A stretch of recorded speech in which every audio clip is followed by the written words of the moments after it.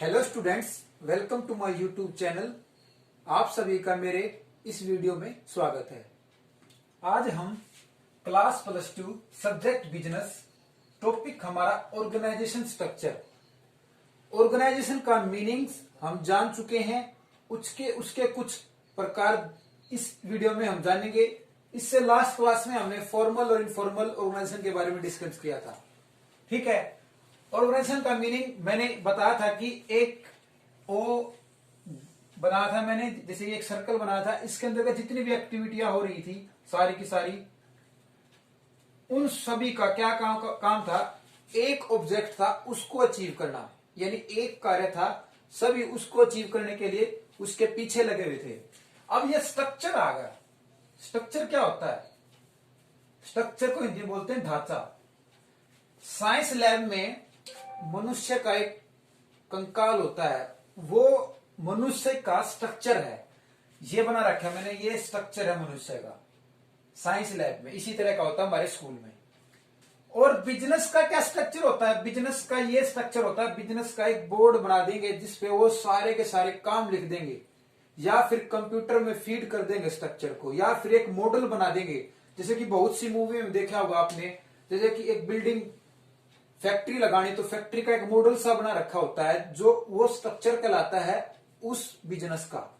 तो इसमें क्या क्या लिखा हुआ? Functional, divisional, line staff. तो इस स्ट्रक्चर में उन्होंने ये बता दिया है कि हम इन चीजों पर फोकस करेंगे।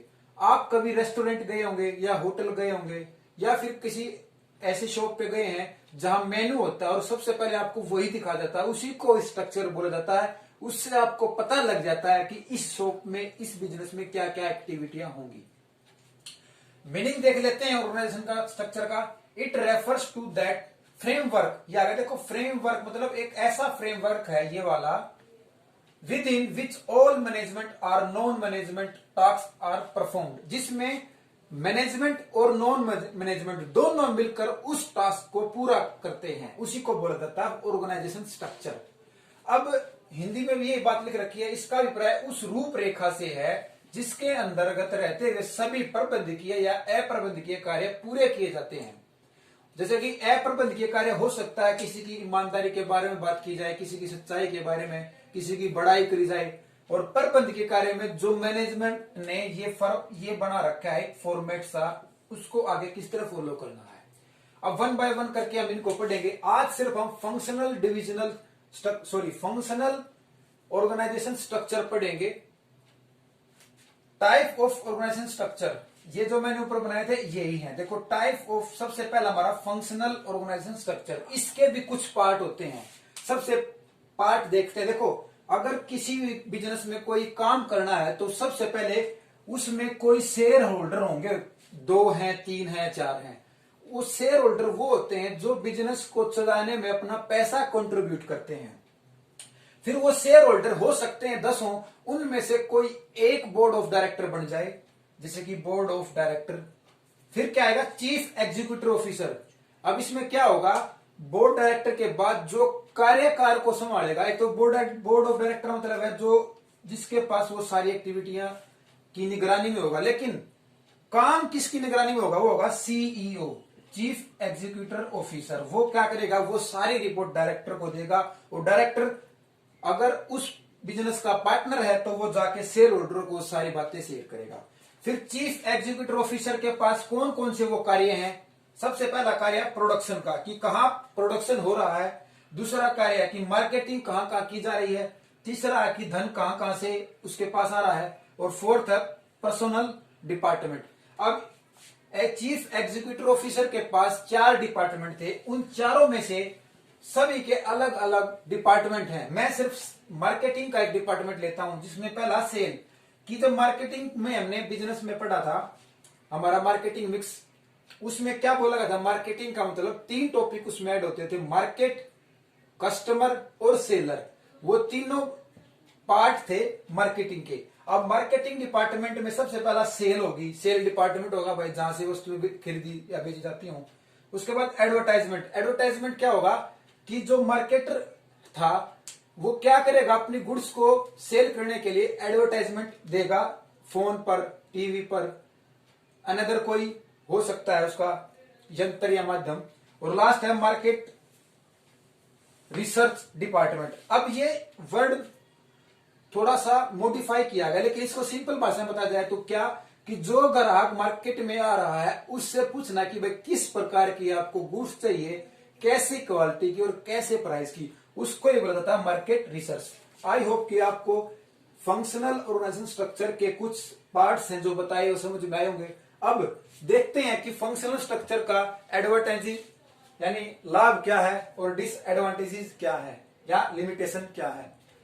एडवांटेजेस क्या होती है हमारी, हिंदी में इसको बोला जाता है लाभ।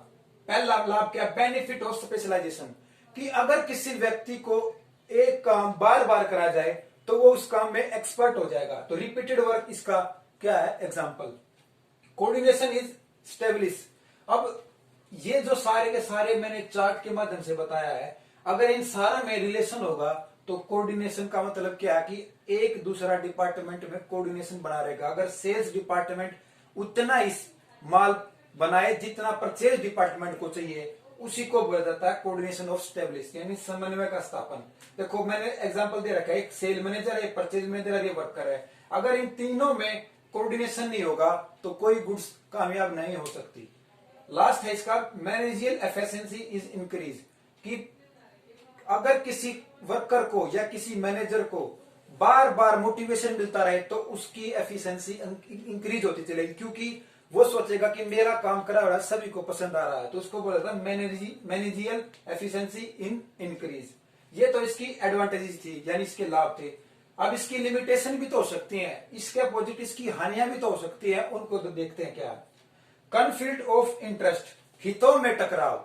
अब देखो ऊपर मैंने क्या बताया था, ये तीन व्यक्ति थे जो काम कर रहे थे और बड़े अच्छे से कोऑर्डिनेशन हो रहा था, लेकिन इन तीनों में से ये बोले कि मेरी वजह से ये सारा माल बिका है, ये बोले मेरी वजह से सारा माल किसी ने खरीदा है, और ये बोले कि मेरी मेहनत से बना है।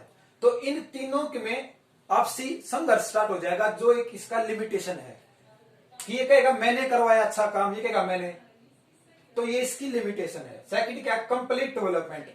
अगर वर्कर है तो वो संपूर्ण उसका विकास नहीं हो रहा, क्योंकि वो वर्कर ही बना रह जाता है बहुत सालों तक। इसी तरह अगर कोई मैनेजर है तो उसका प्रमोशन नहीं हो पाता, अगर कोई क्लर्क है उसका प्रमोशन नहीं हो पाता, उसी को बोला जाता है कंप्लीट डेवलपमेंट, कि उसका कंप्लीट डेवलपमेंट नहीं हो पा रहा है।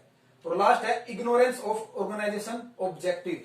अब लोग इतने पागल हो जाते हैं कि जो जिन व्यक्तियों को जो काम मिला है उसी को मद्देनजर रखते हुए अपना अपना काम करते हैं, बिजनेस का काम ऑब्जेक्ट इग्नोर कर देते हैं, जिससे उसके लिमिटेशन कही जाएगी, एडवांटेजेस नहीं कही जाएगी, ठीक है, उसकी हानि कही जाएगी।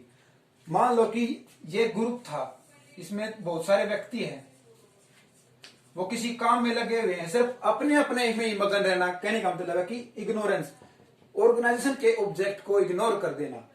आई होप कि आप सभी को ये समझ में आया होगा। और ये बोर्ड एग्जाम में 4 मार्क्स का क्वेश्चन आता ही आता है इन टाइपों में से, फंक्शनल, डिविजनल, लाइन या लाइन ऑफ स्टाफ, और आगे चलकर नेट में भी आएगा। धन्यवाद।